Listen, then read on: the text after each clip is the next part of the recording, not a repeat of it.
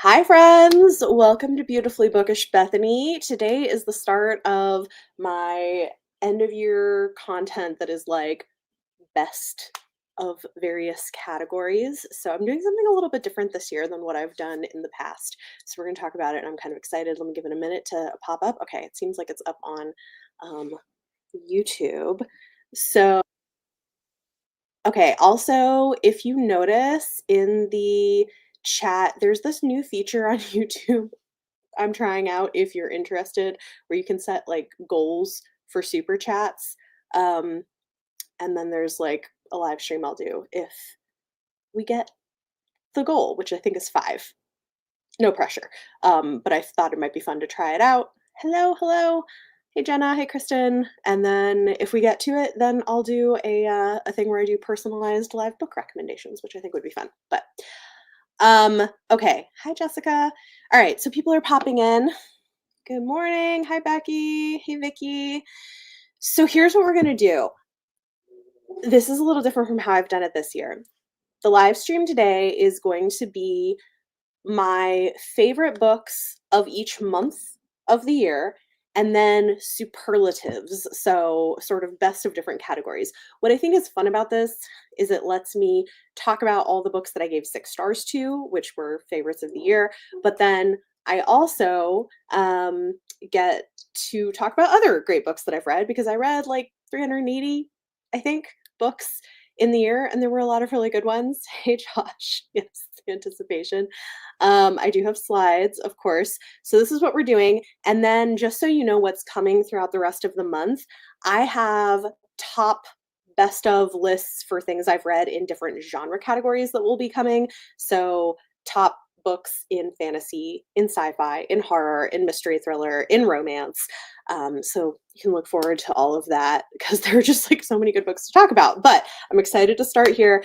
The other thing, I did mention this in my wrap up, but if you haven't heard yet, because I am currently looking for jobs and some of the things I'm applying for are in the publishing industry, I'm not going to do worst and most disappointing books of the year this year publicly. I am going to do it for patrons and channel members.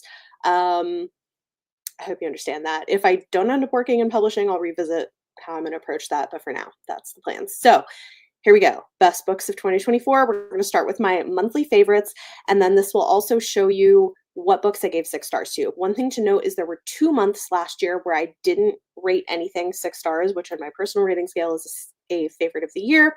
So I have something else that was my favorite that month. Let's get into it. January. January was a banger of a month. I feel like this is often true. I often start out really strong. There were 4 books that got 6 stars this month. My favorite of the month was The Spirit Bears Its Teeth by Andrew Joseph White, which is a YA horror that is like historical fantasy with a trans main character. And Andrew Joseph White, his stuff hits hard, but it's so good. I love it. And this was definitely my favorite thing I read that month, but it had some tough competition. I'm not going to talk as much about these because I'll be talking about them later, but The Reformatory by Tananarive Due, which is another historical fiction horror, so good, set in Jim Crow era Florida. Amazing. Come and Get It by Kylie Reed. I will talk more about this later too, but I really liked this a lot. Not everybody did. We'll get into that later. And then The Changeling by Victor Lavelle. I will save my thoughts on those for later categories. All right. In February, I gave one book 6 stars, and it was my favorite book of the month. This is Night's Edge by Liz Karen. This is a really interesting sci-fi take on a vampire story that is really about trauma and difficult mother-daughter relationships. It's set in 2 timelines. So we follow a young girl who's like around 10, whose mother has been turned into a vampire, who's dealing with neglect and abuse and really struggling. And then we follow her as a young woman who's like 20 or so, and she's hiding her mom, who is a vampire, and kind of what happens. It's really good. It made me cry. Highly recommend it. It's a lot. Hey, Bagel. Okay. Then in March, we had 2 books got 6 stars. My favorite of the month was How to Say Babylon by Sophia Sinclair. This is a memoir that is absolutely incredible. Recommend it, but it is difficult to read at times. And this is about her life growing up under a very patriarchal Rastafarian family in Jamaica and what that was like, and the way that it looks at abusive family dynamics where you have complicated feelings about your parents, where you love them in some ways, but then also they've been really harmful, and what it's like to come out of a cult. I think this is absolutely an incredible memoir. Amazing. But also Crooked Kingdom by Lee Bardugo, which we're going to talk about more later. Finally read it, and it was great. Really loved it. In April, we had 2 books that got 6 stars. My favorite of the month was Just Another Epic Love Poem by Parisa Akbari. This is a debut YA that is gorgeous, and I think anybody could read it because it's just it's beautifully written. It is a sapphic book. It does have a romance element, but it's got poetry integrated into it. It's a story of coming of age and discovering who you are, and I loved it. It was so good, beautifully written. It's got kind of a literary quality to it, I would say. Um, Incredible. And then Only for the Week by Natasha Bishop, which we're also going to talk about later, but really, really good. Hello, welcome. In May, 2 books got 6 stars, but my favorite was A Letter to the Luminous Deep by Sylvie Cathrall. Oh my god, I love this book so much. This is not everybody's cup of tea, but I thought it was so gorgeous. It's sort of like underwater sci-fi meets Jane Austen, but it's written in letters, an epistolary novel, and it's got a mystery element to it, and it's so beautiful. It follows a correspondence between um, siblings of people who had been presumed dead, who had fallen in love with each other, who are dealing with their grief about the loss of their siblings. So the sister of the girl is writing to the brother of of the boy, and then they're also uncovering mysterious elements to the disappearance of their siblings and what happened. The writing is gorgeous. It's written sort of Jane Austen era language, but it's got some interesting sci-fi elements to it. Loved this. Heartless Hunter by Christian Ciccarelli. I also really loved this. Was so fun. I think an actual enemies to lovers where the 2 main characters are quite literally enemies. It's romantic, but it's also just really fun, very well paced, and I look forward to reading the second book in the duology. I love this. Read only for the week because of us. Oh, I'm so glad to hear that. Very, very happy to hear that. That's awesome. Okay, in June, my favorite book and the one that got 6 stars for me was The Spell Shop by Sarah Beth Durst. I love this so much. It is this amazing, cozy fantasy with a romantic subplot about a woman who is a librarian to magical tomes who escapes a political revolution and secretly takes with her illegal magical manuscripts and runs away to the small island that she grew up on and is in hiding. But she opens a jam shop, and she has a talking sentient spider plant as a companion, and then there's a romance. It's so good. I love it a lot. Yes, read it. We're doing like a patron channel member readathon, which we do in January, which is really fun. The Get Shit Done readathon. So yes, read it. It's so good. I loved this. Super cozy. Mm, it was wonderful. And there is a companion novel coming out this year that I'm really excited for this. In July, I didn't give any books 6 stars, but something that came close was my favorite book of that month. This is Just for the Summer by Abby Jimenez. This is such a good romance. I'm finding that I really like her romances, the way that she writes them. This one, I don't know, they have a little something more to them. I think that's why they sell more widely, because there's usually a lot more sort of like there is a central romance, but there's a lot more happening in the plot than just the romance that some specific romance genre books have. This is not true across the board, but I feel like this is why they're comping her to like an Emily Henry. It kind of appeals to a wider range of people beyond people that read a lot of romance all the time.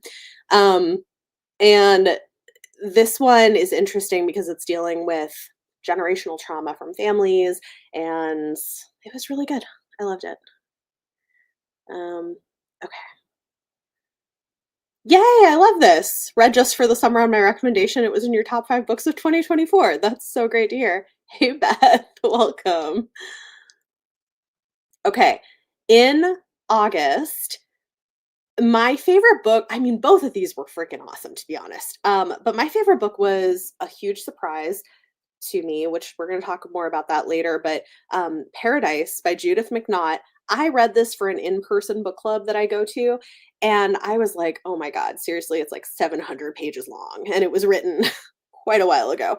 But I loved it. It was so juicy. It was like reading a soap opera. And it was one of the most fun things that I read this year and one of the most unexpected things that I loved. I have heard her other books have a lot more problems to them than this one, but I thought this was fantastic. And it's so epic because it follows our heroine from the time she's like 12, many, many years in the future. And there's so many twists of like these shocking things that happen where you're like, oh my God, it's literally like a soap opera. So if you like that vibe, I recommend checking it out. It's great. But I also read Immortal Dark by Tigges Guillermo, which I loved so much as well. This is, I would say, upper YA. It is a rather sexy book, but it's a gothic horror novel with romantic elements and black vampires, and it is delicious. I am kind of obsessed with it. I keep thinking about it. I'm excited to read book 2. I thought it was great. So, hey, hi Emily, welcome. Okay, then in September, the one book I got 6 stars for me and favorite book that month was Tangleroot by Kalila Williams. Gorgeous. Had this for review from Nat Galley, and it is a debut YA coming of age story that is, oh, it's doing so many, it's like so layered. I feel like this is probably going to win awards if it hasn't already, but it's following a girl who is supposed to be going, like, getting ready for college. It's the summer before college, and she's got plans with her friends. She's planning to go to college in Boston, and then her mom kind of drops a bomb on her that she has taken a position in the rural South overseeing this small college. And she feels a lot of pressure from her mother because her mother is this like preeminent scholar of like African American literature and wants her to also be more academic in that, and she wants to do theater and costuming and design clothes and stuff like that. And so they kind of butt heads a lot. So it's a lot of like, I felt really in some ways relatably written in terms of her relationship with her mom, but she has to go down and live in this house that was the main house on a plantation where one of their ancestors was enslaved. And then she starts digging into her family history and uncovers a lot of things. So it's like partly her coming of age story, but then it's also reckoning with family history and the past. And it's so well done and gets into a lot of important history that isn't always talked about. So, yeah, loved this book. I thought the writing was incredible. Highly recommend. Oh man, 71 to 26. Whew, that is a big difference. Oh my gosh. Okay. In October, I didn't give any books 6 stars, but my favorite of the month was The City in Glass by Niveau. I mean, she's one of my favorite authors. I got to interview her, which was really fun. Not a lot of people watched it, but it was really cool to get to talk to her. This is this I don't know, it's like a literary take on fantasy. It's just gorgeously written, and it's this kind of bird's eye view of a city over time through the perspective of a demon, sort of, who inhabits this city and cares about the people in it. And it's about like life and death and destruction and rebirth. And it was just gorgeous. This was her COVID book that she wrote, and there's a lot of pondering. If you like that kind of quieter, slower, thoughtful fantasy, I would recommend this. Then in November, my favorite book, and one I gave 6 stars to, is a book that is actually coming out next month. So this is out in February, but I have been telling people in my real life about this book because I love it so much and I need to get my hands on a finished copy. The Spirit Collection of Thorn Hall by J.N. Thomas. It it has the vibes of like a Jane Eyre, but set in the modern day with spooky ghosts. It's got this love story that is so angsty, this longing and other things are getting in the way of them being together. It follows this woman who is tied to an estate from her wealthy family that is haunted by a collection of like 15 ghosts. And she has to stay there. She has to dress in like old clothes from like 100 years ago, and they don't have a lot of updated technology. And she has dealt with like abusive family and hasn't really wanted anything from for herself until she meets the son of a contractor who's visiting his dad, who's a successful businessman in his own right, and they have immediate chemistry, and for the first time she starts to want something for herself. And oh my god, this book was so good. So good. I'm still thinking about it. Seriously recommend go pre-order it if that sounds up your alley. I loved it. It's amazing. So it's interesting because it's like set in the modern day, but it has these historical gothic vibes because of the setup of the plot. All right, December, man, we ended with a bang. I gave 4 books 6 stars at the end of the year. I Part of this is because I did this video project where I sort of stacked the deck in my favor and was like, okay, I'm going to read or attempt to read these 5 books that I think could be 5-star reads for me, and 2 of my 6 stars came from that video project. Honestly, yeah, December faves is seriously stacked. My favorite thing that I read was The Will of the Many by James Islington. The Y'all, like, the hype with this is real, well deserved. I absolutely loved this. It is a fantasy with sci-fi elements that is following a young man who is secretly the only remaining heir of a former royal family that was killed by the colonizers that, like, took over where they were. And so he's been in hiding, living as an orphan, and now he's been adopted by a nobleman who is enrolling him in this elite academy.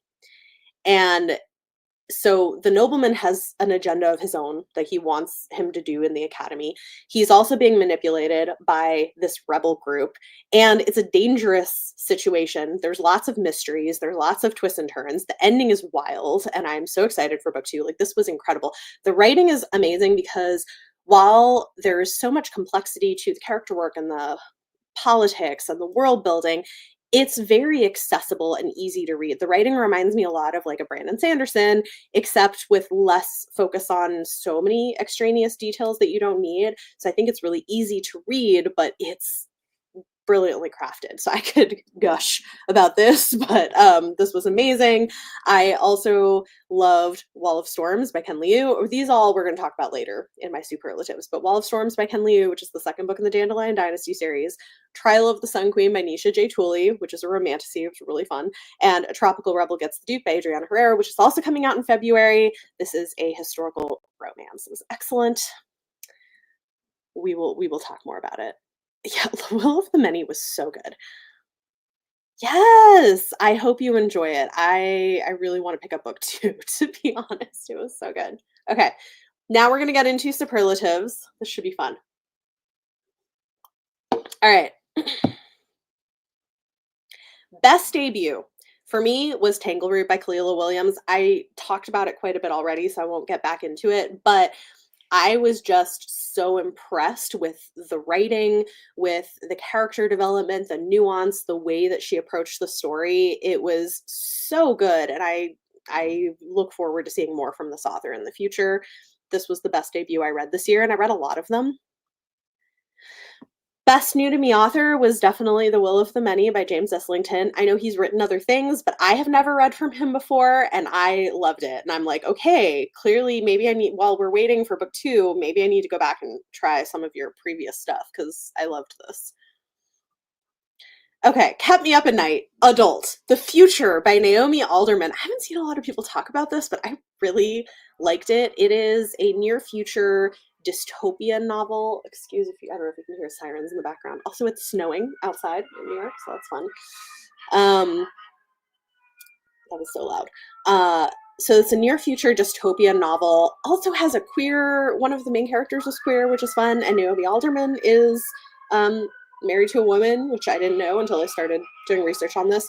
But I loved it. It was so twisty, and it's really interesting because it's about the elite having plans to escape sort of an apocalypse and leave everybody else to deal with it themselves.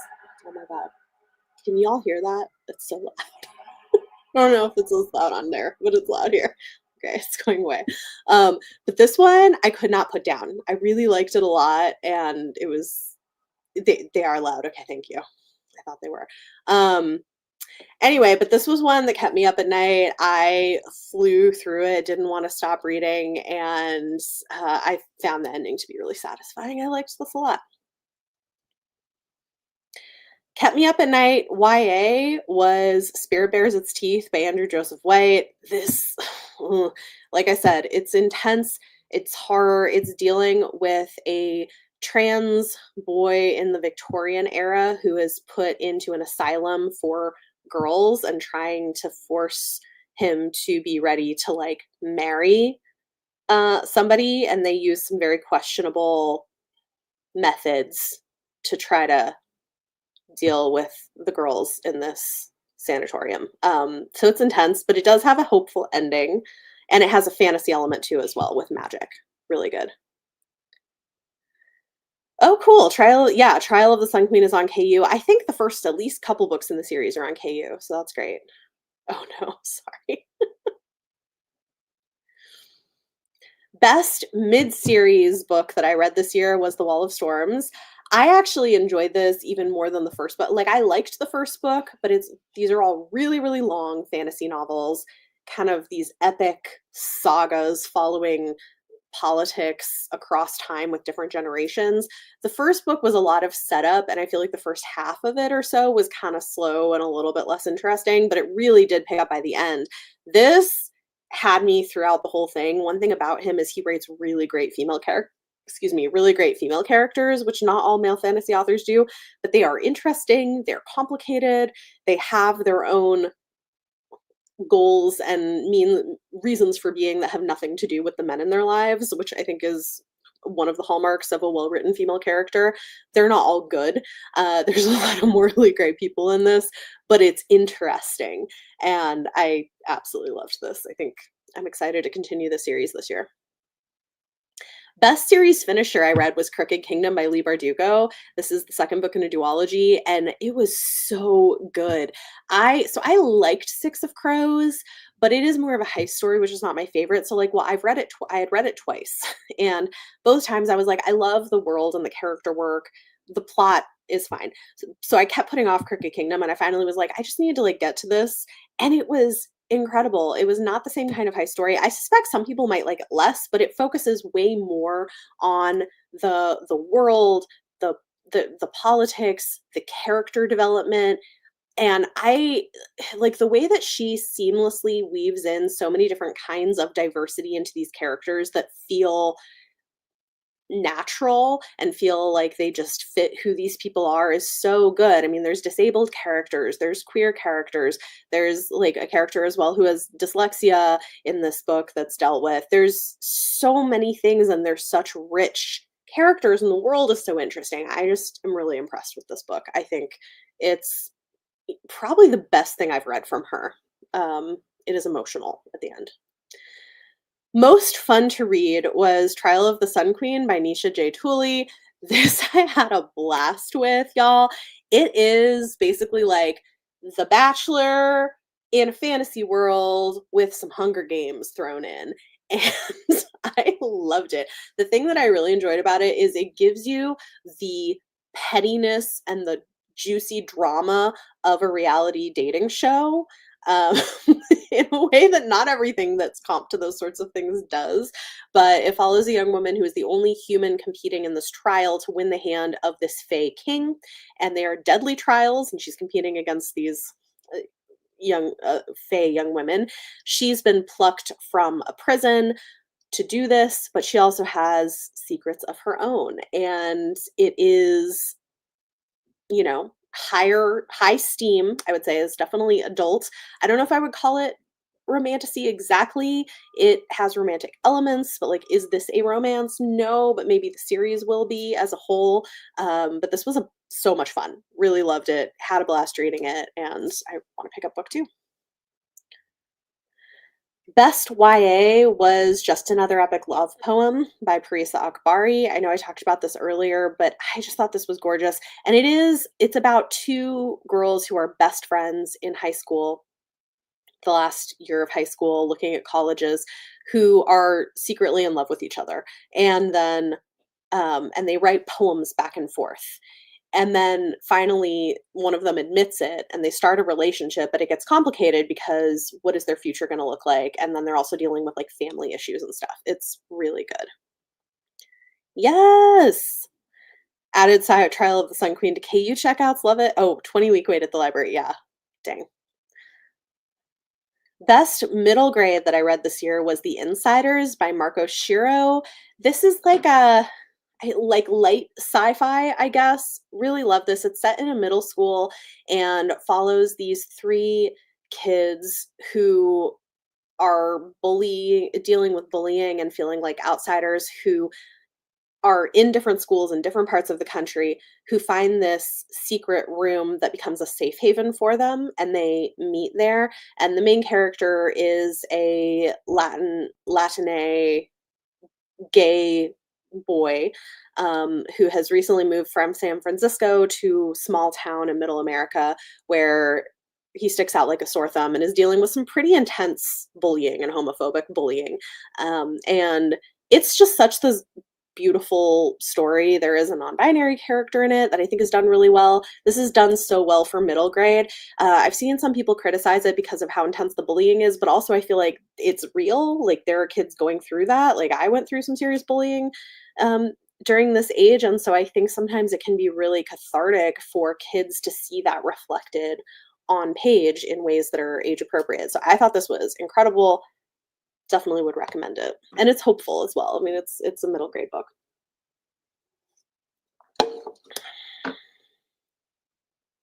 Most beautiful writing, A Letter to the Luminous Deep. I just thought this was so gorgeous. um, I thought this was really, really beautifully written. I know the Victorian sort of Jane Austen type writing is not everybody's cup of tea, and I think some people didn't like the stylized writing, but I was a fan of it.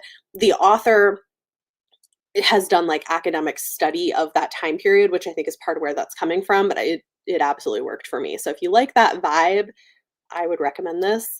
Yeah, I think it's hard. Middle school is hard. I think a lot of us are bullied at that age, unfortunately.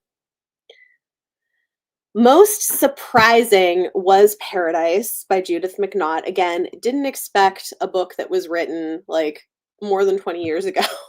um, and is like 700-page long romance to end up being a favorite. But like, if I even just tell you what happens in the first several chapters, it is a wild ride. This will give you like an idea. And this is just like the first several chapters, right?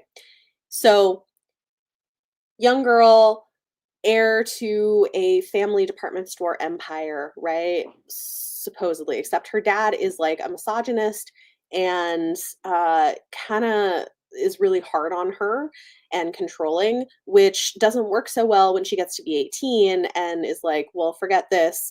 I'm going to push back by kind of having like a fling with this guy who works doing like in steel or something, who's like not considered appropriate for her, that she meets at like some people bring him to a country club as a joke, and she, to that point, had not slept with anyone, but she sleeps with this guy. um and then her dad like freaks out, and then she realizes she's pregnant. So she like goes and tracks this guy down. This is just like the first several chapters, right? She tracks him down, she tells him she's pregnant, they decide to get married, and her dad is so pissed and tries to break them up, and he goes off to like take this job in South America, and then her dad does all this stuff to get in between them, and then she miscarries.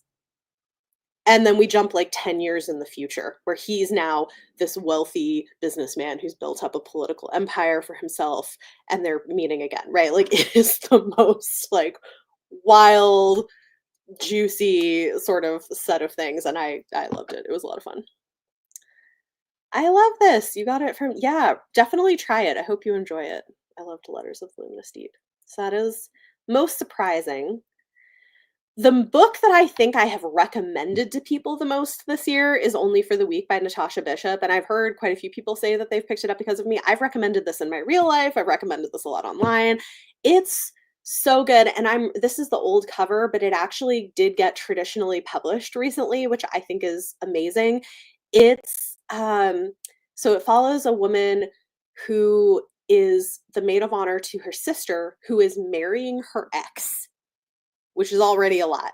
And they're doing a destination wedding. So they're in the Caribbean for a week. And there's a lot of family drama happening. She ends up making a deal with one of the groomsmen that they'll have like a casual hookup deal just for that week. But of course, he falls hard and fast for her, but just wants to like take care of her and treat her like a queen. It is very sexy, but also all of the drama is external to the relationship. It's surrounding the wedding, and their relationship is great. I loved this. I thought it was so good. And so far, I think like everybody who's read it because of my recommendation has loved it. I heard about this from Ashley at Bookish Realm originally, and it was a great suggestion.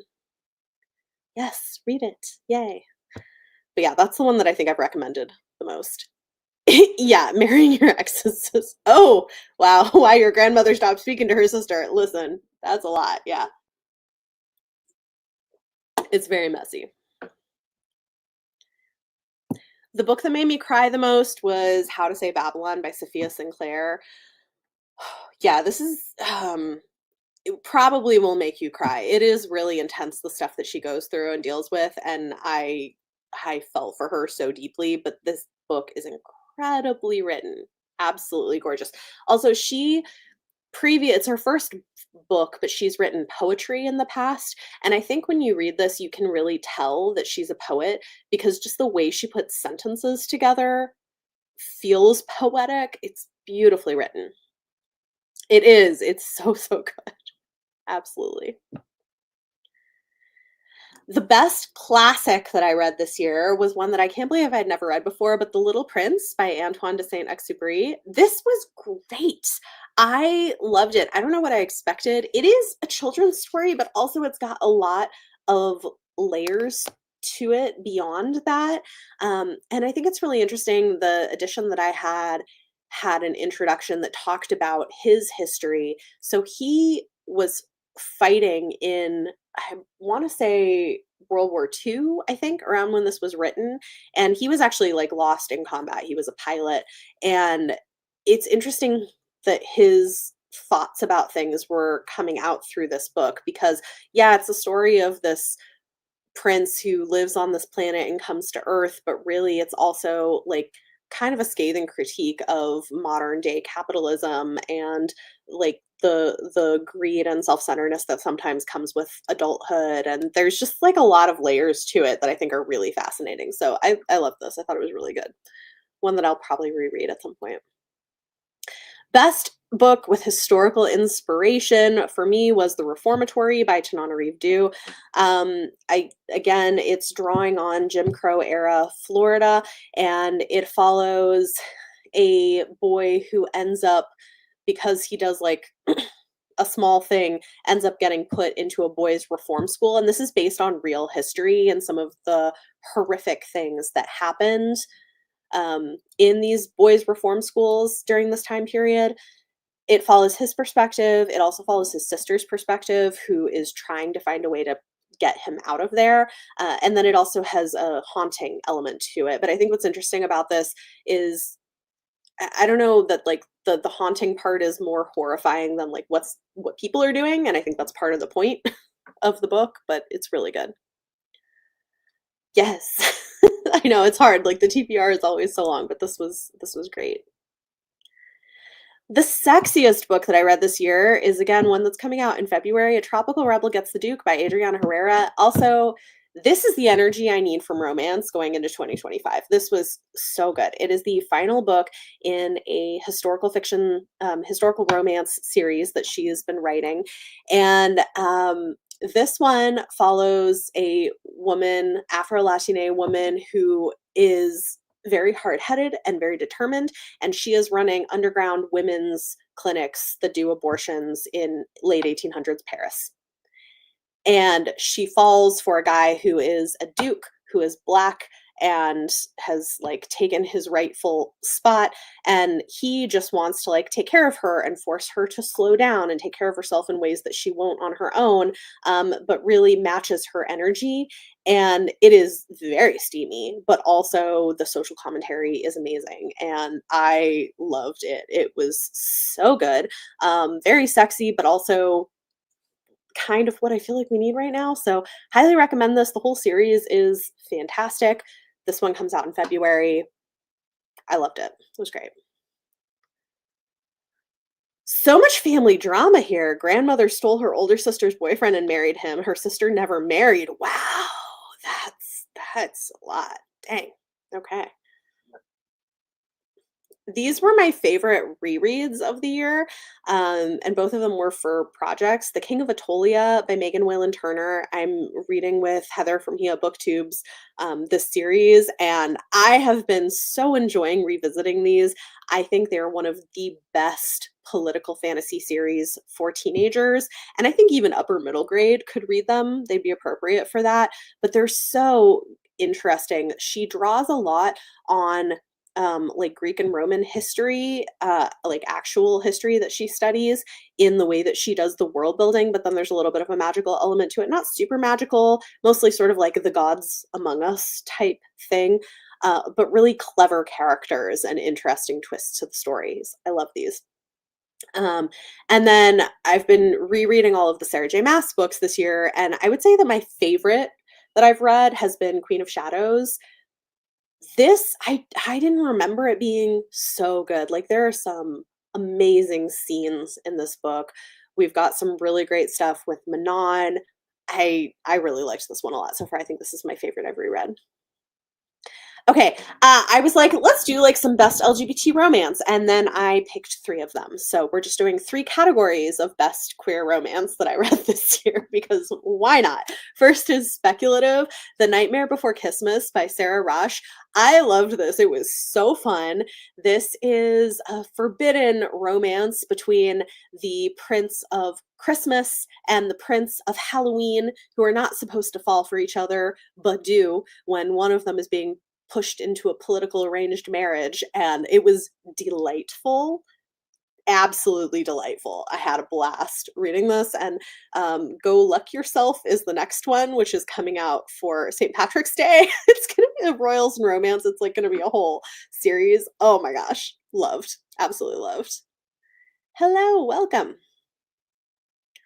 Okay. Best contemporary queer romance that I read was Late Bloomer by Maisie Eddings. This was so good. This was a sapphic, like cozy sapphic romance with two neurodivergent heroines, and one of them wins the lottery and then on a whim buys a flower farm from someone on Facebook Marketplace. Except it turns out that that woman did not have the right to sell the flower farm. And the granddaughter of the woman who owned it and had just passed away still lives there. And so they make an agreement to live there together for a year and then fall in love along the way. And it's so good. It's very low stakes, low conflict. I loved it. It was delightful. Yes, that whole series is so good. And then the best YA one I read, this was so good, so cute, is A Bon Me for Two by Trinity Nguyen.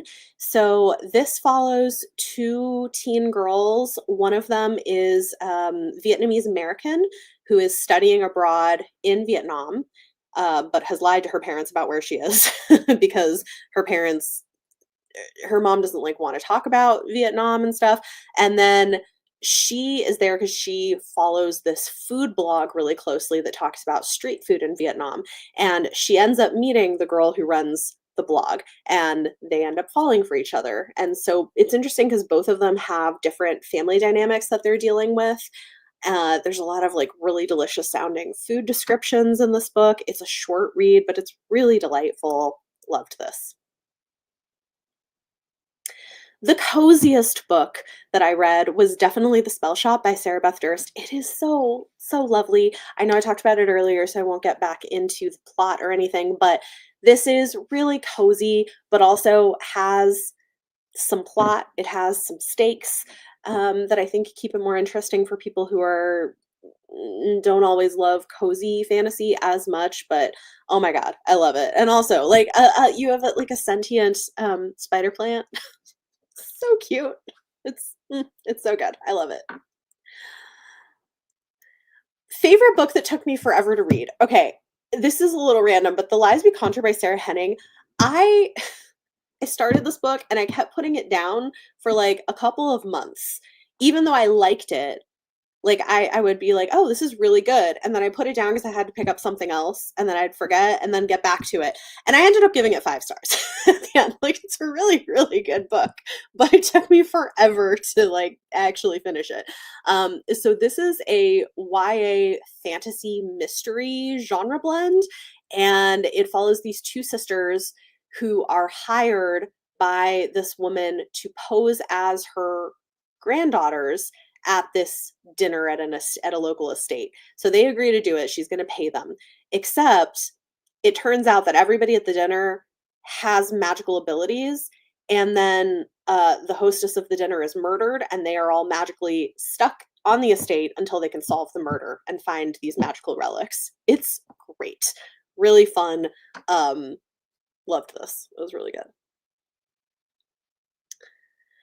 Best use of mythology for me was The Changeling by Victor Levell. I His writing always is just so, so good.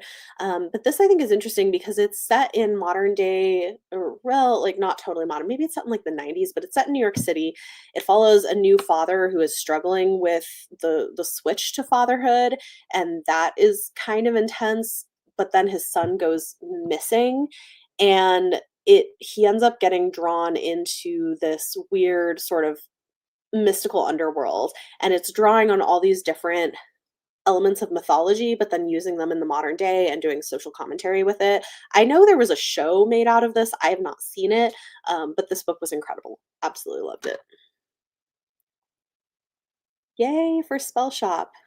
I hope you can read it. That's good. Yes, I'm happy I read it too. The Changeling was amazing. Best genre blend. This is another one that's coming out in February, and I want to talk about it because I it's one of those books where I'm like, I know this is really not going to be for everyone, but it's really good, and I feel like the people it is for are going to be super into it, if that makes sense. So, But Not Too Bold by Ache Pueo is a novella that is a mix of gothic horror and erotic romance. Sapphic erotic romance. So, it follows a woman who serves in this creepy kind of gothic estate, serving a deadly mistress who is part spider. And that's all I'll say because it is pretty short. But I loved it. I thought it was great. Not going to be everybody's taste, but if you like that mix, I do recommend this. Love that you've pre-ordered this. Amazing. Yes. Most bonkers book that I enjoyed, and this again is not everyone's cup of tea, but I loved this. You Shouldn't Have Come Here by Geneva Rose. This book was wild. So it is a thriller that follows a woman who rents an Airbnb, where she's sharing a house with her host.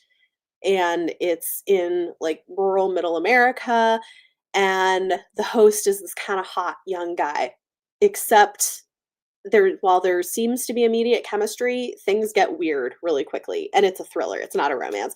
What I loved about this that I think some people didn't like is you can tell the author reads a lot of romance because it uses a lot of the tropes and language of a romance novel, but then with a little bit of a twist that makes it creepy. Where like he'll say something that you're like, if this was a little bit of a different scenario, that might be sexy, but because it's not, it's creepy. And I thought it was great. It is bonkers and kind of wild. The ending, yes, the ending is bonkers. But I really enjoyed it. It was a wild ride, but for me, this was a lot of fun. So, oh, we've got more sirens coming. All right, man, it is really coming down with that snow. Oh my gosh. Okay. Most controversial favorites. So these are the two books that I reviewed that I feel like the most people have not liked as much as I have or have had more issues with them, but I love them. Come and Get It by Kylie Reid. I feel like a lot of people didn't like this book. She wrote Such a Fun Age, which had a very different vibe, but I think they're equally clever, smart books. Um, I do think that this book was really specific, and maybe some people didn't like get it or just didn't like the project of it, but it's set at a small state school and follows different characters, and it's all dealing with money, like different ways that people approach money, and it's also kind of juicy, the some of the things that happen. Part of this includes there is a professor who kind of crosses some moral boundaries with the way she's interacting with the students that she's supposedly studying for research. There's a lot of messiness, but I think it's really interesting. I also was able to go to a launch event for this and heard her talk about it and how she, she's a professor herself, but then she also did research for the book, and hearing like what these young women living in dorms would talk about, the way they would talk about money and the way and I just thought it was fascinating. I loved this. A lot of people did not like it, but I thought it was very good and very interesting. And then Immortal Dark by Tika Skirma. This has been a controversial book as well. I've seen some people who don't think it should have been published as YA because it's kind of dark and it's kind of sexy. I don't know. I mean, I think it's fine for upper YA. Like, would I hand it to a 13-year-old? Probably not. But this is far from the first book published as YA that is just for older ages, like 16 and up. I think it's fine for that personally. And I think it's, it is a coming of age story. I think it could have been published as adult equally. It could have gone either way for me. I don't necessarily have a problem with it, but I loved it. I thought it was really good. It was very just like deliciously dark, had an interesting world and approach to dealing with vampires, and has all of the gothic elements that I love. So I was a fan of both of them, but they're probably the two books that I loved this year that were have been the most controversial. Most underrated adult book. So this is the book that I think more people should be reading that aren't. Masquerade by Oo Sangoyomi. Oh my god, so good. This is very low magic political fantasy set in another version of Africa that is a Hades and Persephone retelling, but it is not a romance. So that I think is maybe part of the issue. Is I don't know if they really knew how to market this, because a lot of Hades and Persephone retellings you see are romances, and this isn't. This is, it's like, what if Persephone took back her power that was taken from her, kind of thing. And it's got a woman who is sort of stolen as a bride by the king of where she lives, and has to deal with court politics and machinations, and finds a way to fairly brutally sort of take back the power she deserves. And it's really good. Really good. Another incredibly strong debut. Highly recommend this one. I feel like more people should read it. Most underrated YA novel that I haven't seen a lot of people talking about is Red by Annie Carty. This is sort of drawing on the Scarlet Letter a little bit, but it's contemporary, and it's following a teen girl who has been ostracized from her church group because she had an abortion and it got out. And uh, I don't think this is really quite a spoiler because I think it's important to know going into the book without too much detail. Part of why she had that abortion had to do with her having been taken advantage of by someone in a position of authority over her. And I think this is a really thoughtful, nuanced novel that is looking at the handling of abortion and sexual misconduct in the church, but it's not anti-religion. Like ultimately, it's more positive about like what church or religion can be, but it is very critical of how it often deals with these things. I thought it was so well done. Really loved this. I would love to see more people read it. Okay, Jenna's getting a lot of snow. Molly's getting a lot of snow in Southwest Virginia. Yeah, it's a snowy day. Best adult graphic novel that I read this year was Ruined by Sarah Vaughan and others. This was really good. It's got Jane Austen vibes. It is a historical romance with a marriage of convenience plot. And it's really beautiful. It's really romantic, and I absolutely loved it. Again, it's a graphic novel, so it reads pretty quickly. I won't spoil anything, but I thought this was great. Loved this. Best YA graphic novel I read this year was The Prince and the Dressmaker by Jen Wang. I loved this so much. It's so delightful. It's this friendship between these two people, including this prince who secretly loves to go out as an alter ego in dresses, and the dressmaker who ends up creating these incredible creations for him. And it's a really lovely queer graphic novel for teenagers. Highly recommend it. Best anthology or collection that I read this year was January's Stories of Love, Magic, and Betrayal by Olivia Blake. This is really interesting because it's divided up by seasons. So you have spring, summer, winter, uh, spring, summer, fall, winter, and the short stories that she puts in here kind of loosely tie into the seasons, but it's really good. Some of these stories are incredible, drawing on mythology. Some of them have some sci-fi elements to them. Some of them are more experimental in format and deal with like the difficulty of new motherhood and some of the challenges that come with that. It's it was just amazing. Highly recommend this if you like anthologies. And the two best novellas. I can't remember if this is the last thing. This might be. Maybe there's something else. Oh, maybe there's something else, but I think we're nearing the end. So I read two novellas that I wanted to highlight that were really good. She Who Knows by Nnedi Okorafor.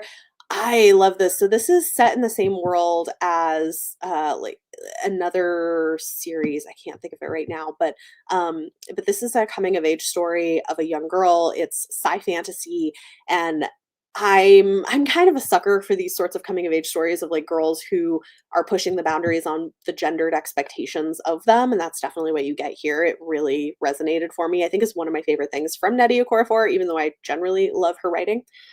And then The Brides of High Hill by Nouveau. This is so good. This is part of a fantasy novella series, and each of them is a different theme or a different sort of subgenre, and this one is a gothic, and it's great. um, Definitely recommend all of them, but I loved this. It was really good.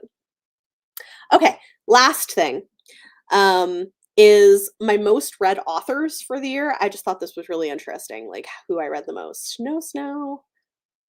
Oh man, remote you got 1 inch. I guess you just never know for sure how it's going to be. So maybe unsurprisingly, the author I read the most from this year was Sarah J. Maas because I am doing a reread with the read along with all of her books. I've read 10 of her books, but then I read 5 Robin Hobb books, also for read alongs. I read 4 books from Mizuho Kusanagi. This is the author of Yona of the Dawn, which is a manga series.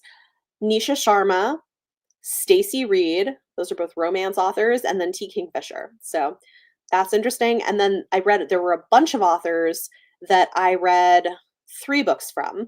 Aliette de Bedard, I really love her sci-fi stuff, that's interesting. Celestine Martin, who writes great cozy romances. Oh, I misspelled this. Katie Robert, who writes romance. Lee Bardugo, Megan Whalen Turner, Natsu Hyuga. This is another manga author of the Tea Apothecary, something Apothecary Diaries series, I think is what it's called. N.K. Jemisin, Octavia Butler, Olivia Blake slash Alexine Farrell Falmouth. She writes under that second name for her YA books. I read one under for YA books and two under Olivia Blake, and Stephen Graham Jones. So I just think it's kind of interesting, the authors that I tend to repeat from. Yes, thank you, Beth. The Okorafor novella is in the same world as Who Fears Death. That is correct. 70 degrees in Florida. Oh my gosh, that is absolutely wild. So yeah, that is best books of the year and bookish superlatives. So thanks for joining. This was really fun, and I hope you'll go check out some of these books. They're all linked below. You can go find all of them. To tell you what is to come for the rest of my end of year content, because of course we're not nearly done. The next thing I'm going to be doing is probably Friday. I'll be going live doing my top 20 fantasy books that I read this year. So stay tuned for that. And then later on, you'll get my top horror books, my top romance books, my top mystery thrillers, my top science fiction, and then of course a stats video. And then patrons and channel members will be getting my worst and most disappointing books and DNFs, because I talked about at the beginning of the live, I'm not doing that one publicly this year. So yes, thanks for joining. This was really fun, and I hope you all stay warm and safe if you've got a lot of snow coming your way, and have a great week. I will see you all next time. Bye.